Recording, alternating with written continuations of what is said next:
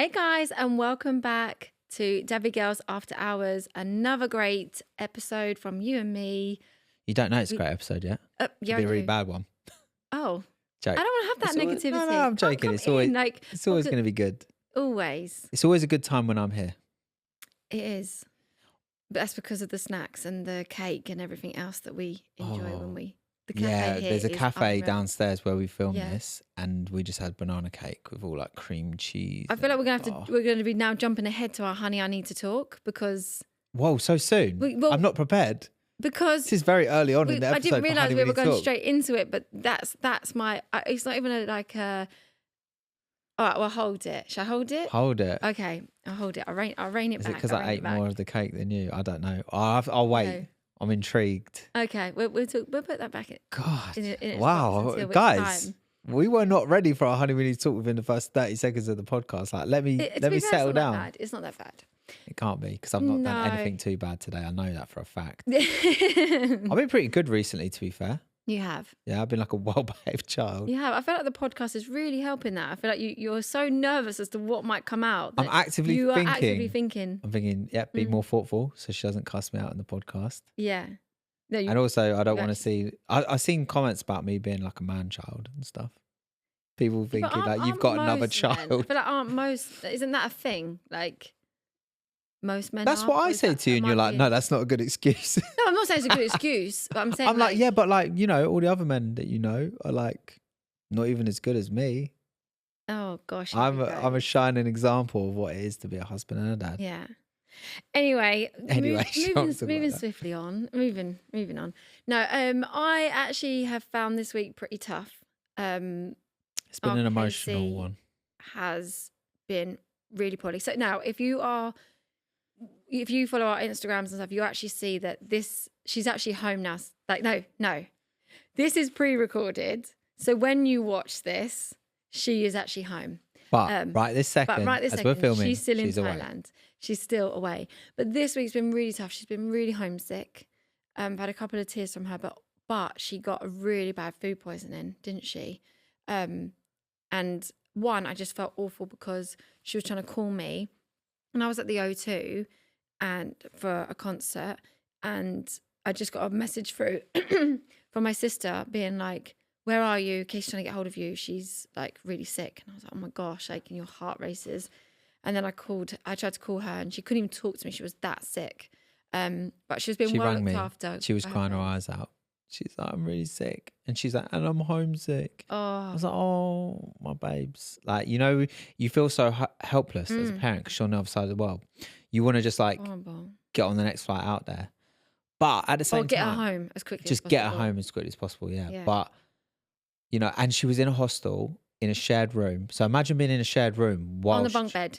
On a bunk bed like, while you're trying to vomit every few seconds. Yeah. And it was like it wasn't a nice hostel. Like some of the hostels out there are all right, but this was not a particularly nice one. No. So she was like, and her friends were trying to find a hotel local so they could go and check into a hotel. They were really looking after her, but... Because she was with her best friend Ava, but Ava's come home now. She actually is travelling home as we speak. So she's moved to friends that she's from home, like really good friends.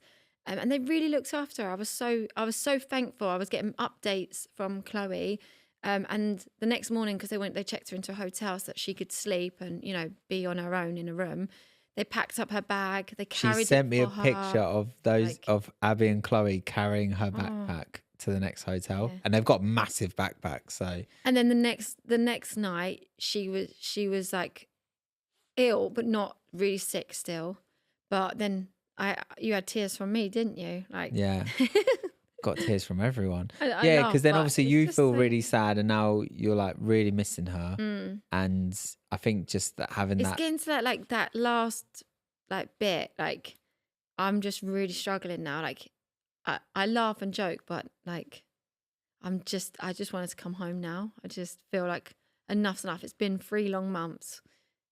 The last 2 weeks feels like the longest out of all of it, like especially with hearing her cry, like because you was actually really anxious in bed last night. You was like breathing, felt like you couldn't breathe, and you were crying.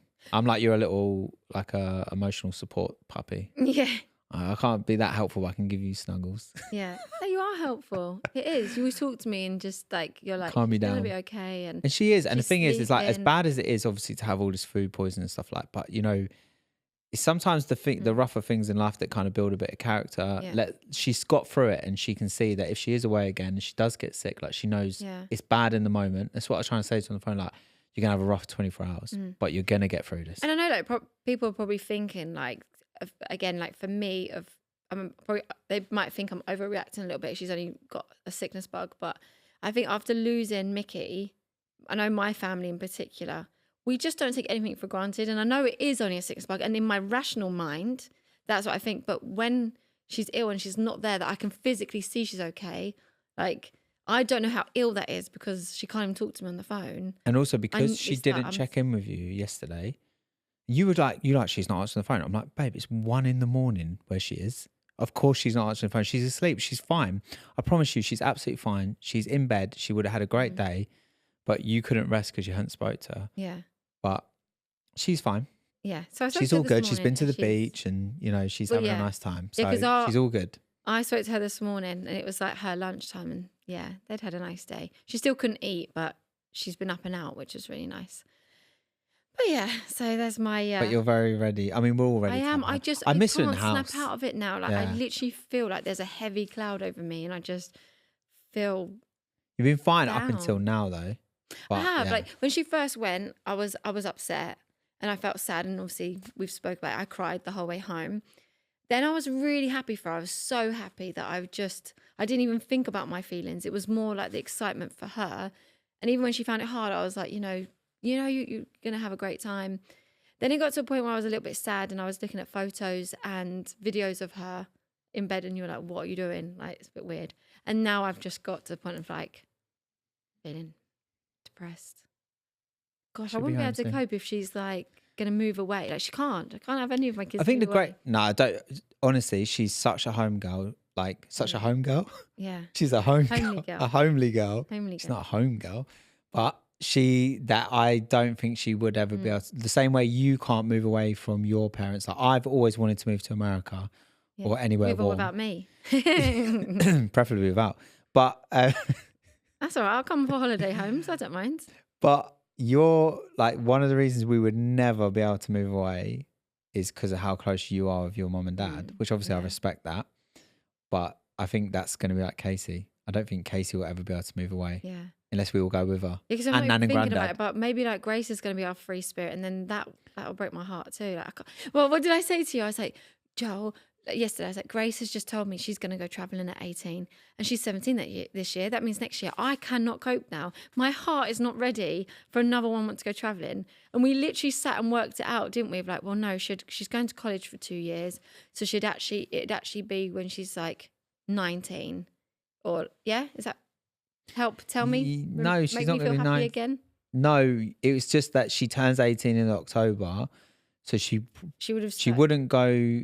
Yeah, she would still have school until the following June. Yeah, so she would then probably not go traveling until she was 19 and there we go. Yeah. So I did calm you down. A couple of years. Yeah. Yeah, because you were basically like, next year she's going to travel. I can't do it. I can't feel like this. Like, because she's like, I'm going to do exactly what Casey's done. I'm going to travel. And obviously I want her to do it. I'm just like, give me like time. Like, please. I don't drink wine, but a glass of wine would be lovely, I think, right now. But yeah. The thing that I love is I love the fact that, like us starting YouTube and all this kind of stuff has really given the girls like this freedom to be able to go traveling. Like Casey also has like another trip that's planned later this year. The fact that she's just able to do that and have these experiences because of what we've done on YouTube, like that makes me so proud of all of us. Like, well, your idea. No, I'm not saying it about me. I'm saying all of us. You always say that, but YouTube, I didn't understand it in the beginning. I think we've said all of this, but I didn't understand it. Like, the YouTube? What's that? YouTube. Put this up on the YouTube. No, I didn't. I didn't really understand it, but I was obviously just very supportive of you because you wasn't happy in your job. And it was just really I just always, do you know what it was? Like, I always felt like there was more to life. Like, I always had it's going to sound so cringe when I say this, right? But when I watched the film Moana, it really hit like in my soul because, you know, like the whole way through the film in Moana, He she said he knows can't that leave the island. she can't leave the island. She knows there's more to life outside of the island. Mm. Outside of your comfort zone is where life really begins. That's how I feel. Yeah. And I always had this feeling I'm before, like, comfortable here and I've had a lovely life. yeah, but like, and that's fine. Like, and do you know what? It's not for everyone. Like, and I almost sometimes envy people who are just very Yeah. content in their kind of like in their comfort zone. And that's fine. I actually think respect to you for that. But I just was never content, and I always felt like there's more to life, Yeah. and there's like an adventure to be had. I do But I think didn't know what it was. And then when YouTube was like around, and you start seeing like what was going on YouTube, and I started to get a sense of like, if like YouTube became your career, like what an incredible adventure that would be. yeah. And that's Because how you I did felt. find that really hard before YouTube. You were going for a stage of obviously not liking your job, but there was this big thing of you were constantly saying about us moving away and you were searching. In fact, we went to America to look for houses at one point because you were adamant this is what we were going to do. And I was a bit like, oh gosh, I don't know. It if I wasn't can the do right it. thing, and I'm glad that we But- didn't do it. But I was definitely searching for I was searching for adventure for all of us. But that's what I'm saying. And It's like now I remember as see well, like that. we argued quite a bit over it because I was just like really frustrated because I was just like there's more to life than this. I'm telling you, there's more to life than this. Like, and obviously, in the end, like we were just like, yeah, like let's start this YouTube thing because. So just to give people a little bit of background, my background is like in camera editing, like production. Yeah. So I've been doing that since I was like 17, and I did enjoy it. It's not that I didn't like my job. I did enjoy what I was doing, and I always was learning more. But I did get to a point where it's like the things I was making videos of for other people wasn't really exciting me anymore. Yeah. And I kind of lost the love for it. But the things that I loved doing is when we would go on holiday, I'd make these home movies of our holidays, and they were so good, weren't they? Like, no, I'm not. That sounds like I'm being big-headed. What I mean is that they were so fun. They were so fun to make, so fun to watch. And I was just like, oh, like, you know, like once I made it, I felt so satisfied of like, well, that memory will be there forever. And then I can't remember. I just remember thinking, oh, I wish I could do that for a living.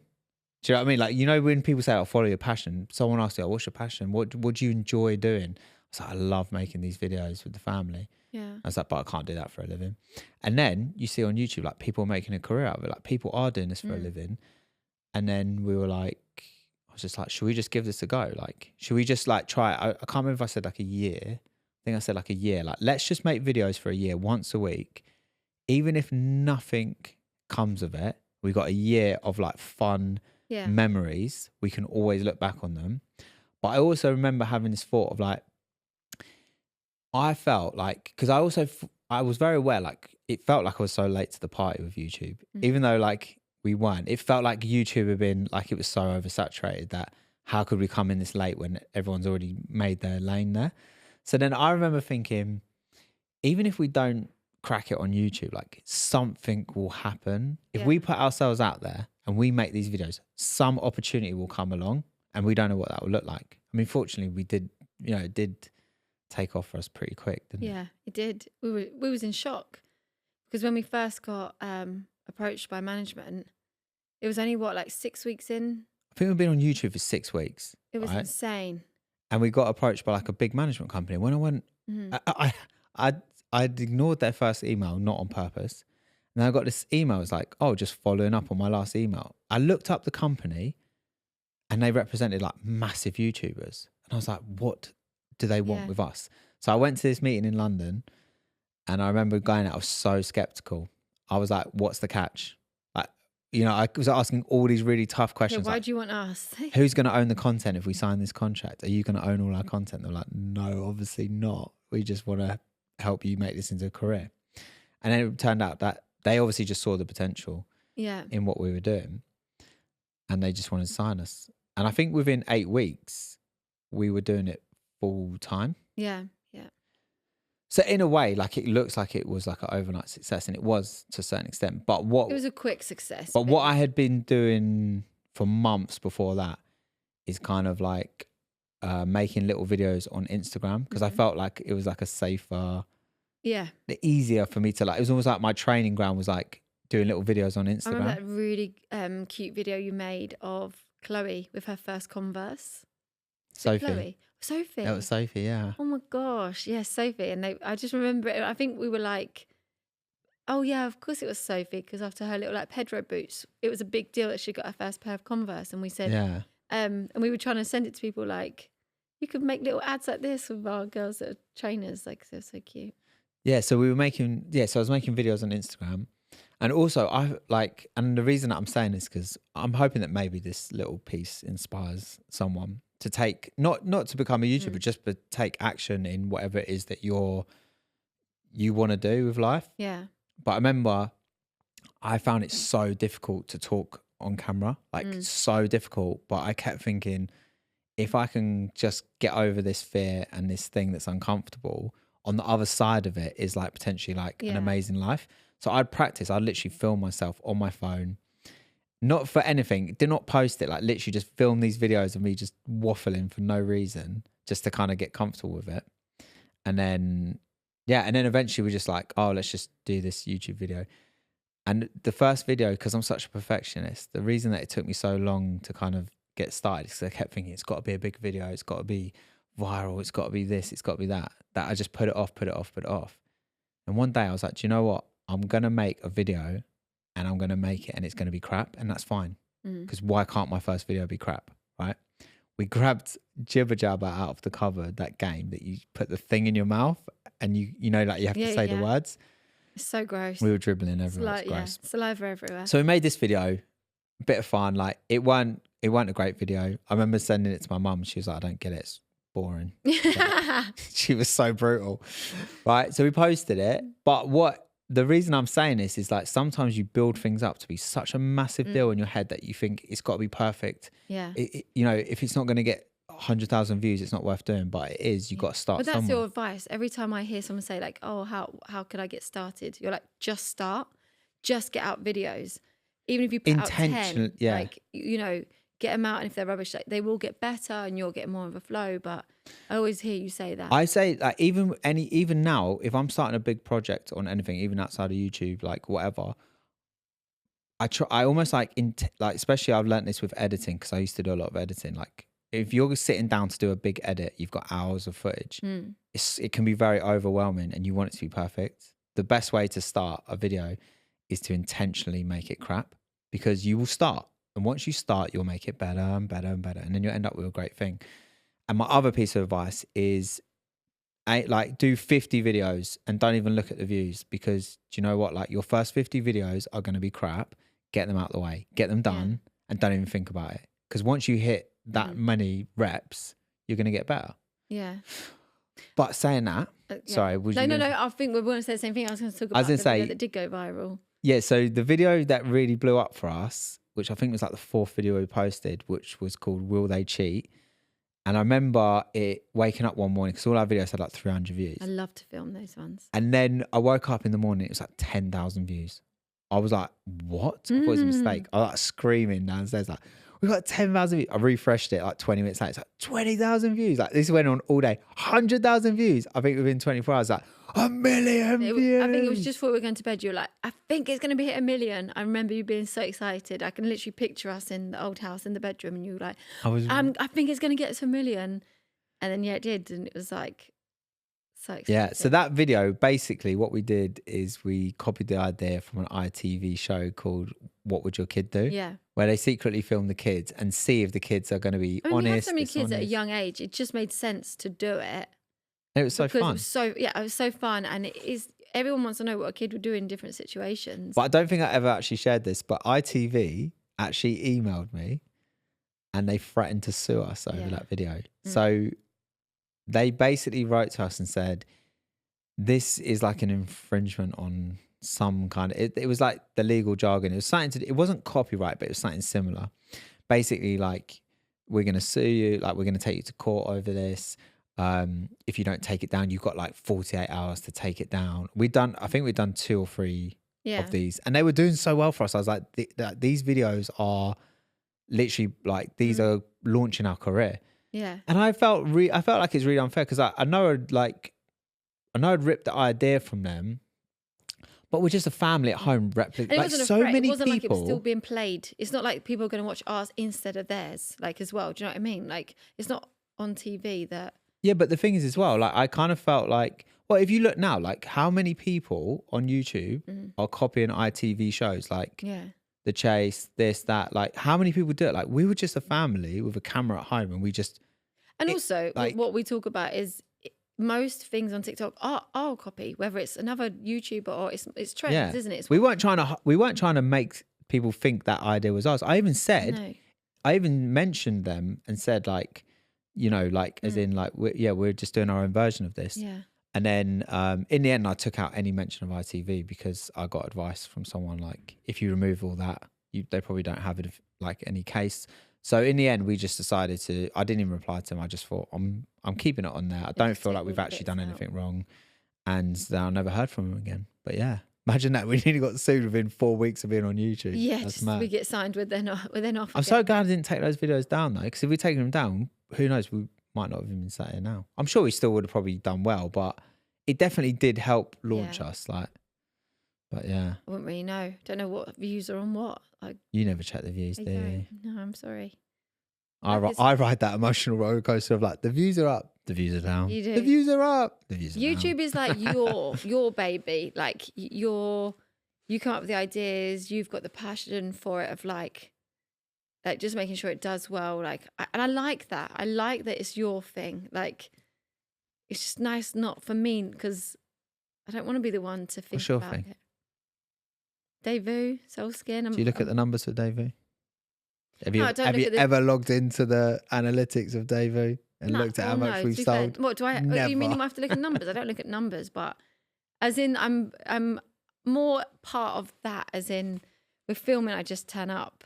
Yeah, that's all you need to do because you're like the main talent. You just rock up on set. No, You're like, I'm here. Let's get this done. it's not really. I got places to be. Well, that's true, but there's always something. Someone's trying to get a date in the diary, and it's already like I'm looking God, at the the end diary of April. is I'm like, ridiculous. this is crazy. But do you ever just think? I do think. I think, wow, like I'm so glad that we kind of took that leap of faith, so to speak, and how our lives have changed, and also that Casey and Grace are seeing the benefits of it as well. So yeah, but to be fair, I always knew it too well. But I have this like great belief in you. I don't think you believe in yourself very much, and I think that's part of your flaw in your character because you're always putting yourself down. But I don't know. Maybe I'm the silly one. I'm not, because look where we are. But I do actually have so much faith in belief. you have in always you. been so supportive of me, like literally, like blind faith. Like when I said about doing YouTube and stuff, like you were just like, yeah, do you think it's a good idea? Like, let's do it. You didn't even know much about it. Yeah. Like, and I can't, like, there's so many people's other half, like, I don't think would have done the same thing. They would have been like, no, just stick to what you're doing. It's paying the bills. Like, you know, like, let's not go outside the lines here because that's a little bit risky. So, do you know what? Thank you. Oh, you're welcome. I mean that. No, I saw your frustrations. I could see like you was. I used to be so frustrated. I think as well, like, before I realised I had ADHD, I really thought, so I'm going to laugh because someone commented like, can we just get through one episode of Joel not mentioning he's got ADHD? Which I did on the last podcast. I didn't mention it, but it's relevant here. So it's not my whole personality. But yeah, before I realised I had ADHD, I really thought like, I was just like, I was so down on myself because I felt like I was like just broken. Like I felt like, why can't I have an idea? I mean, I have an idea, but why can't I execute that idea? I know all these things I want to do. I have like amazing ideas. Like, why do I procrastinate on things? Why can't I do, like, I was so desperate to want to do things. And I remember I even went to therapy because I was like so frustrated with myself. I went to therapy. I think also there's such a stigma around therapy, which that's why I want to talk about it here. Like I went to therapy and I remember just being like, I'm so frustrated with myself. Like, these are the things I want to do. Like, it was so nice to go and talk to someone who didn't know me. Yeah. And in fact, it was in that therapy that the lady said, have you ever been tested for ADHD? I was like, of course not. Like, I always thought the kid with ADHD was the one bouncing off the walls. Like, you know, like in the classroom, you could tell the kid had ADHD. So I was like, no, obviously I don't have ADHD. And then she was like, I think you should look into it. When I looked into it, I was like, oh my God. Yeah. Every symptom, not every symptom, but most symptoms, I was like, it was such a light bulb moment for me. But yeah. But actually, do you know what? That actually really naturally brings us on to our sponsor for today's podcast. Yes. So guys, this is an advertisement for BetterHelp Therapy Online. BetterHelp have over 1,000 therapists in the UK already, and they can provide access to mental health professionals with a wide variety of mental health expertise. So obviously I said I've had therapy, and I think one of the important things to remind people is you don't have to have any major trauma or like huge life-changing experience to need therapy. Yeah. Because I didn't. I just knew that I needed someone to talk to that wasn't a friend, wasn't you, that didn't really know me or my circumstances, and just needed them to listen and ask the right questions. Yeah. And then also me, who has been through trauma, did work to have therapy. It really helped. Just how to deal with your emotions and how to, But did you find in your therapy, obviously you've had grief, that when you went, there were things that you didn't go there for, which ended up coming out, which were really good? Because I went there with what I was trying to get out of it, and things that I could never have predicted came out, which gave me light bulb moments, and I was able to make like positive change in my life. Also sometimes it's like, it's actually it's just making you talk, so that sometimes you come up with a solution, but you didn't even know you had the solution. It's just a good therapist knows the right questions to ask, don't they? Yeah. And do you know what? I actually really enjoyed therapy. It was it was nice. It was almost like self-care. Like you go there for an hour, like no kids, no nothing, just someone's going to listen to you. It's lovely. Yeah. Sometimes even when we're arguing, I'm like, we should just get a therapist to tell us who's right or wrong. And you're like, okay. Yeah, but that's not what a therapist is for, is it? It's not a judge.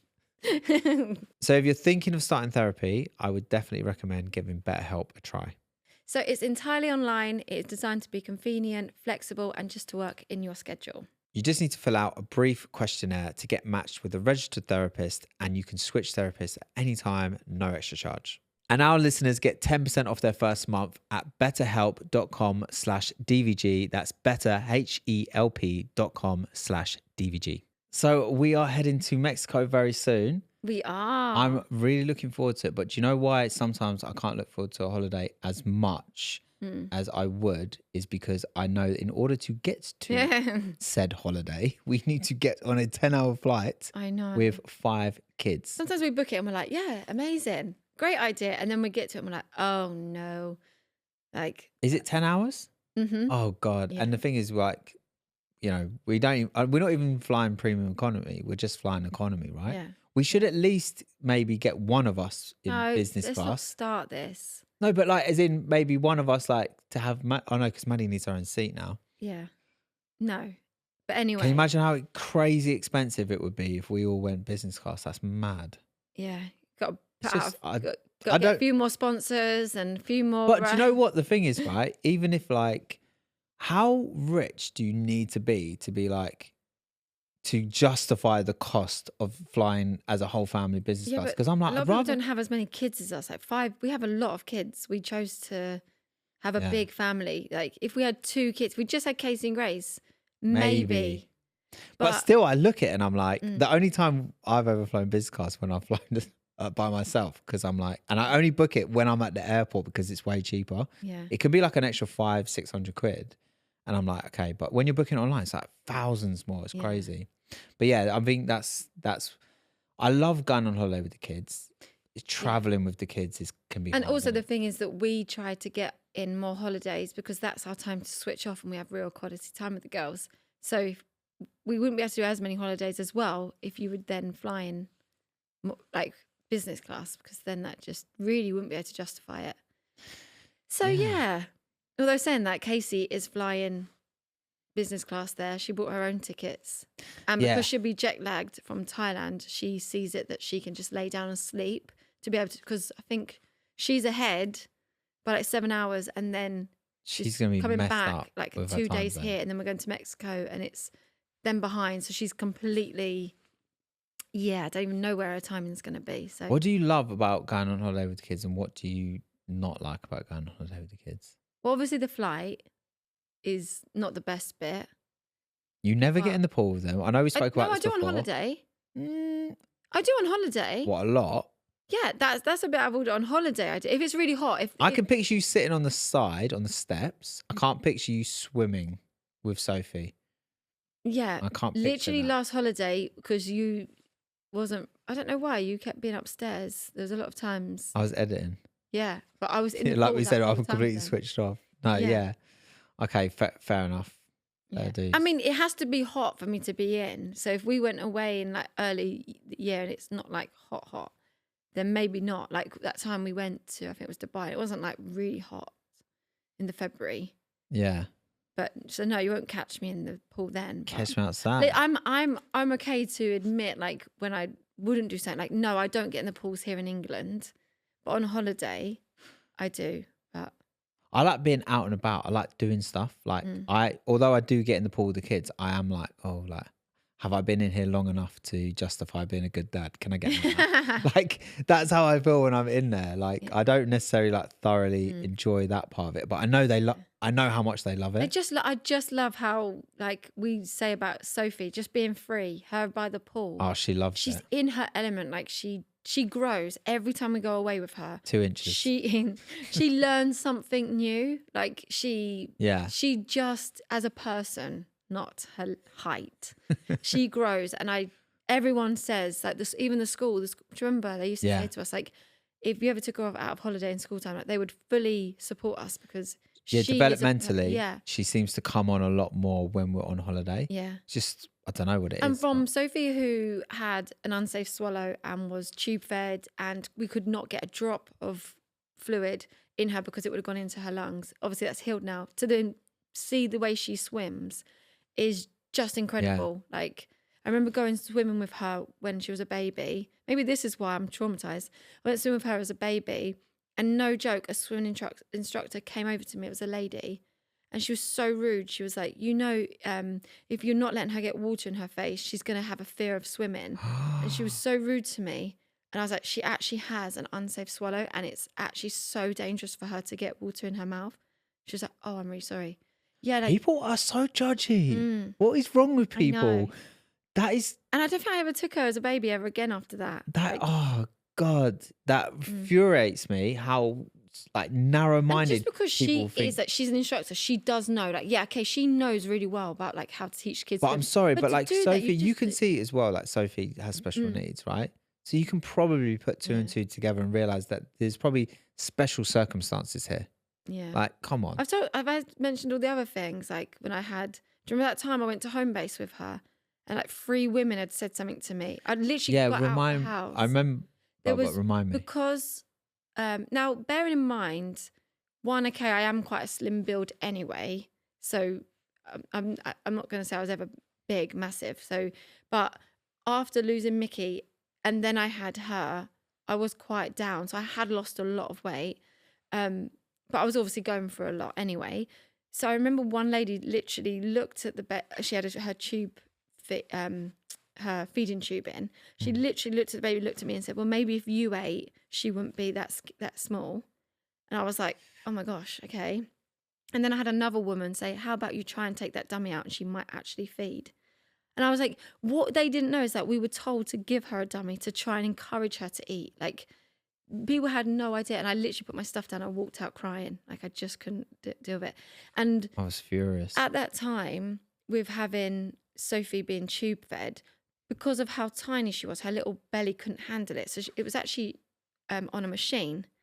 And it was so slow that by the time she was fed, then I'd have to leave her to be really still in case she was sick, which a lot of times she was sick, she'd then need to be changed.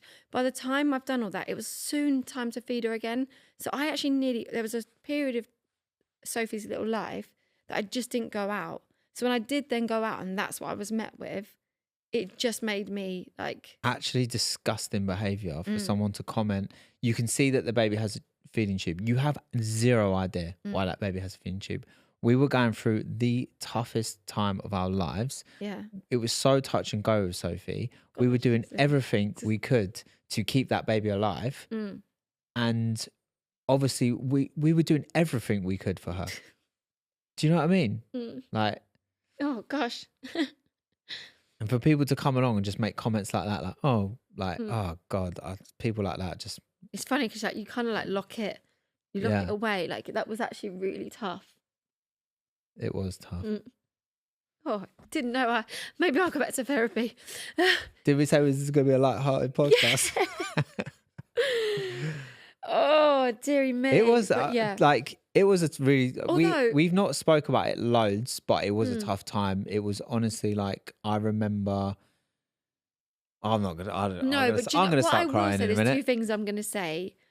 Firstly, is we really found out how amazing our family is that supported us and our friends. We had friends that saw that they babysat and they because Sophie would pull her tube out. But oh gosh, I've got so many things that want to go in my brain now. But they helped babysit her so we could have a day at the spa or a night in the spa because obviously it was really tough, and they had to take her to hospital to have it fitted again. They got into the car park, she'd already pulled it out, and they had to do it. But your mum had her for us. Like, it was just, everyone was just rallied around We did have us. support. I do always think, like, there's people out there, like even single mums who don't have family support. Like, how do they get through that? Yeah. Because we had each other and we had our family, but it was, oh God, it was tough. Yeah. Yeah. But although I was going to counteract that with a lady yesterday. I took Sophie with me to Waitrose. Well, we actually went and got our nails done, but I took her to Waitrose it was opposite to get her a little magazine. And Sophie was so excited. She's just at the top of her head, like, as she does, walking around like 1, 2, 3, 1, 2, 11, 12, like shouting at the top of her voice, random numbers. Arms are going everywhere. Yeah. She's recently got this neck like chew thing, so she's in the mouth and she's shouting to. And a lady walked past and just smiled and winked at me and then carried on. And I kind of, it was like a connection. Like I was just like, she gets it. Like she's just, that meant so much to me. Like, I didn't feel judged. I didn't like Sophie can be Sophie, and it just was like. I feel like as well because we know, like, when we see other kids and parents, like parents who have kids with special needs, like you give them that look now, like as in I understand, like it's good, and you interact. Whereas like before we had Sophie, we probably wouldn't have known how to be. Yeah. You know, almost like you ignore children with special needs when you're out in public if they're doing something. You almost think because you don't like, know what don't how stare to or say don't look or around. what But to then do. now we would like look and give a Yeah. smile, and you don't actually know what that means to parents to be like, I'm not being judged. People understand, and it's like it's really, really nice. But in fact, even like so, because like I see comments and stuff on our YouTube channel because since Maddie having a dummy, Sophie has just been back on a dummy. Oh gosh, and she the was thing like is, an addict. It was like withdrawal symptoms if she didn't have it. It was she's just constantly stealing Maddie's dummy. And at first we were being really hard, and then we were just like giving in. But it comforts her so much. Yeah. When she puts it in her mouth, she's like, and the she makes these exhaustion noises, after nom nom school, nom, like and like it just it's like some kind of medicine to her, right? it is. Yeah. But I was at the same time, it's like we know it's not good for her to have a dummy. We know it's not good for like her teeth. Obviously, she doesn't have it all the time, but sometimes you'll see in her YouTube videos that she has a dummy, and sometimes the comments from people, even though they know she has special needs, right? Yeah. And they say she's 12, and I know they know she's got special needs because they know how old she is. She's 12, she shouldn't have a dummy. It's like if you know Sophie and you know she has special needs, she's not a normal 12-year-old. You're talking about a 12-year-old that is developmentally at the age of like a 3-year-old. So what's wrong with you? Like, but anyway, what we have done is we bought. You always her, say 3, and I always say like 4 or 5. So she's somewhere there. Yeah, well, 3 suited my story this time a little bit better because the 3-year-old might have a dummy. Yeah. So let me say 3. No, to be honest, Sophie is on a scale. Like there's certain things which I would say she's like developmentally at like 3, 4, and 5. Agree. Yeah. But anyway, so we got her these like they're like a thing she can chew, not eat. You don't swallow it. It's just like a piece of rubber and it goes around her. It's like on a string that goes around her neck. So we're trying to encourage that rather than the but she's actually taken to it really well and really enjoys it. Because what had happened is I spoke to the school and I said she's just obsessed. I don't know what to do. Like Maddie's doesn't seem ready to give up her dummy yet either. I'd wait till I can kind of bribe her. I said, so she's not at an age yet to get rid of it. So the dummy's still in the house. And she said, oh, try these chews, because basically what they'd found is she was chewing on like her jumper or something when she's anxious. So there's definitely a comfort there. So yeah, so bless her. Just need to get a pack of bubble gum. No. No. It's a joke. I know, but it's not a funny one. You know, I don't allow them to have bubble gum. You're laughing. That is actually something she always goes in the shop and she goes, I get bubble gum. I'm like, no. She's never had chewing gum, but she's obsessed about getting chewing gum. Bubble gum, yeah. And I don't get it. No. She knows that once she gets that, she's going to love it. She'll be obsessed with chewing gum at one day. Oh. It's always chomping. Bless her. Okay, so should we now go back into the honey, we need to talk? Go on in. So let's hear. It's not even a bad thing. It's more of an ick this time. It's a bit of an ick. What have I done? You and me were really cute, and we just, before we come to the podcast, we shared a little banana cake. We love it. Yeah, it was yummy. It was romantic. It's cute to share a slice of banana cake. Yeah. What went wrong? Well, your last bit, I mean, I felt bad for you because it was your last mouthful. You dropped it on the floor.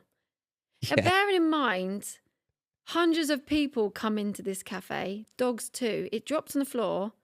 You were like 5-second roll, picked it up, put it in your mouth, and I'm like, oh my gosh, no.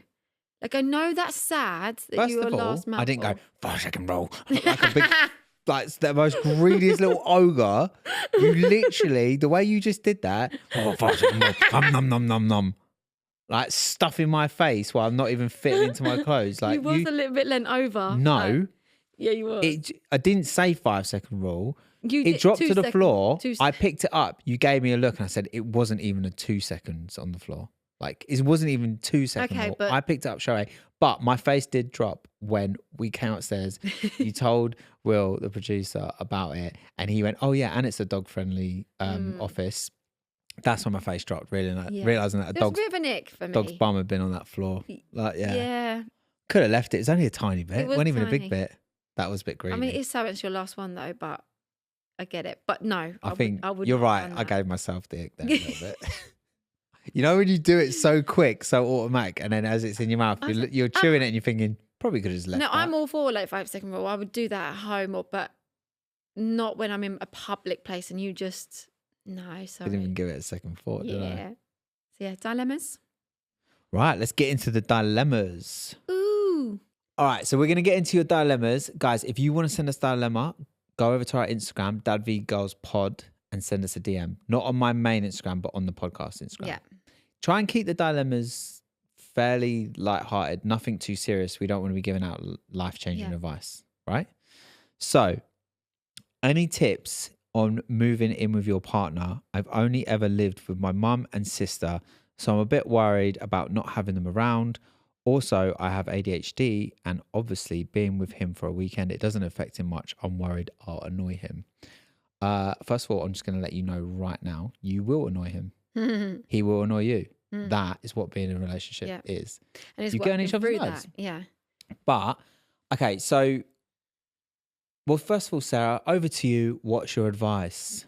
Oh, I don't know. I was just thinking about when we first moved in together, and we kind of had to because we then had Casey. We were kind of like... It was never really like not like, proper conscious choice of like, oh, we should take the next step and move in together. It's kind of like, we've got a baby together. It's probably convenient that we are under the same roof.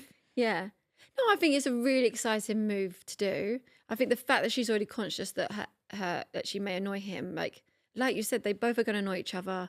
You both have to just learn through it of what things annoy each other and what you can do to improve. Yeah. I think just enjoy it. Like it's a new, exciting thing. But do you think rush? Like, there's also no rush. No. Like once you don't move know it. How long they've been together? Obviously. Been together for like 10 years. Okay. Well, I'm going to assume they haven't been boyfriend and girlfriend for 10 years and not moved in together. But the only thing I'd say is like once you move in together, that's it. There isn't a scenario really where you move back in with your mum, but you're still dating. So the only thing I'd say is like there's no rush. Yeah. Like whether you do it now or you do it in 6 months or a year. So like do take your time. Like, but maybe see if you're saying you don't know about living together, go on holiday.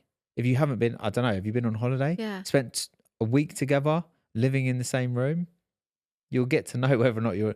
I think it's different on holiday. It's a different environment when you're on holiday. Also, actually, I just thought about this. Would it not be better to move in sooner rather than later? Because then you'll get to know straight away whether you're compatible. And if you're not, then you're wasting your time. But also it's that whole thing of just knowing to continue to have your own friendships and friends, so you have other things outside of just each other, because you can soon just get wrapped up in just being the two of you. Of still go out, so you've got things to talk about, make sure you have date nights, like just making the time for each other. But yeah, I think it's really exciting, and don't be nervous, just go for it. It's what life's all about, right? Yeah. Taking risks, following your heart, Aww. live life, love. Cool. So we have another dilemma. Hi, I'm 20 years old, and if you read this, I would have. Sorry, let's start again. Okay, so we have another dilemma. Hiya, I'm 20 years old, and if you read this, I would have just had my first little girl. Aww. Congratulations. Congratulations. Just wondering if you had any advice on being young parents since you had Casey young. I feel like young parents get a lot of judgment, and was just wondering if you had any of this and how you overcame it. Well, we were just talking earlier about how we were judged with Sophie. You're judged at any, like, Yeah, you're like, I wouldn't worry about being judged. we're judged now, the parents we are, and we're nearly 40. Like, people don't agree with anything. I think every child is different. Every family unit is different, and you've just got to do what's right for you and that works for your family unit, and whatever that may be, and the support you've got around you. Like, imagine us, like, think back to when we had Casey, right? You were 18, I was 19. I was 19, I looked 12, right? Yeah. I looked like a little hoodlum, didn't I? Right? Like, you look like a little chav. We were a couple made in heaven, right? Yeah. So imagine us pushing Casey around in our gosh. we were probably blissfully unaware of how much we were judged, but we were super proud. We were so proud to be young parents. We were so proud of our girls. Like, do you know what? So what? Yeah. So what? But any advice though? Yeah. So first of all, first piece of advice: don't care what anyone else thinks. No. Who cares? No. The advice, I actually think that you just have more energy when you're younger as well. So you're more active with your baby and get up and out and do things. So yeah, I would just enjoy it. Just enjoy it. Don't like, if you worry about what people think, it can then easily impact, because then you can start not doing certain things because you're too worried about what people may say. Yeah. And I think the more, if us mums as overall could all realise that everybody is different, every family is different, whatever works for you might not work for somebody else, and stop being judged, we wouldn't have this feeling. Like, just, yeah. Do you know what? I always find it funny when people judge your parenting or your kids, right? Because, like, say, like, I've seen comments on YouTube videos before about, oh, like, they've, like, commented about the behavior of one of the kids. And I always think, yeah, okay, so you're talking about what? The behavior of my child. You as an adult, right, has taken the time to write this negative comment on our YouTube channel. I would be way more disappointed if you were my kid than whatever my kid is doing in this video. That would be heartbreaking for me, to think I raised a kid that thinks it's okay to that thinks, not even thinks it's okay, but actually even wants to do it. Yeah. Like, that I'd be embarrassed. So do you know what? If people are judging you, and kids do naughty things, like they do, like kids are naughty. And what people don't realize is, like, we do tell them off. We're just not going to show that on camera. Like, anyway. But more point to this lady, this girl, like, you know, the people are judging. Like, I'd be more embarrassed about them than you being a young mum. So no, I would definitely just enjoy it. And it's gonna soak in every minute. Like, those newborn stages, like, those they sleepless are hard. nights. No, they are hard, but genuinely, time goes so fast. So treasure every minute. And if you're finding it hard, don't be afraid to let somebody around you that's close enough to say it's a little bit hard, because it is. Being a new mum is really hard. Having a baby isn't not always as lovey-dovey as they think, and this newborn bubble that they think about. Like, it can be stressful, it can be hard, it can, going on no sleep. So don't be afraid that if you are having a tough time, I would say, is to just ask for a little bit of help, even if it's to pass the baby over to someone when they visit and you go for a nap, or like, I remember when we had can I pass Maddie over? She's 2. No, but I remember having Maddie, and your mum came over, and I passed her to your mum, and I went and had a bath, and it was so nice. Like, just that. It was, I know you've not come to see me. Here, have the baby. And also take it from us who have an 18-year-old all the way down to a 2-year-old, Mm. it goes super fast. The tough times of them when they're really little, it is tough. It will get easier, but you'll also sort of like remember and wish you'd like not taken it for granted when they were so little. Because when they're newborns, like, oh, it's just lovely. These are isn't it? all your new amazing memories you're about to make. Like, just don't let negativity, like. Yeah. And I don't even think, I think 20 is a nice age. I I don't feel think like 18, like I say this all the time now because of Casey. I'm like, oh, because she's at 18, I'm like, oh my gosh, that's what I was like having. But also Mad. Casey, yeah, no, I'm not going to say that. That sounds mean. I was going to say Casey looks a bit more put together than we did when we were her age. Oh yeah, no. Oh, okay, no. I thought If you you were saw- mean about her, but No, if it's you true. saw Casey pushing a buggy down the street, she looks very mature. She looks, not that you her didn't, dress but sense like is me unreal. me and you didn't. We Oh, no. looked like, I don't know. We looked like the sort of people I you used probably to wear would like judge. bright pink Juicy Couture tracksuit, like with a pair of Ugg boots and like big hoops and like. Someone watching this might be wearing that exact outfit. What are you saying? Yeah, that's nice. No, but it's just showed like how young we were. Yeah, that's what I'm saying. Yeah. But anyway, I think that's all we got time for this week. That has, because we've actually got to shoot off because because Sophie and Chloe have their first gymnastics trial. It's got a special needs class, which I'm really excited about because then we can next week say how it went. So yeah, we've got to perfect. get back, take them to that. Yeah. So guys, if you are watching on YouTube, please subscribe, leave us a comment, and anywhere that you're listening to this podcast, if you could subscribe to it and leave us a review and rate the podcast 5 stars, that would be incredible. Amazing. We Thank really you, appreciate it. guys. Thanks, guys. Bye. Bye.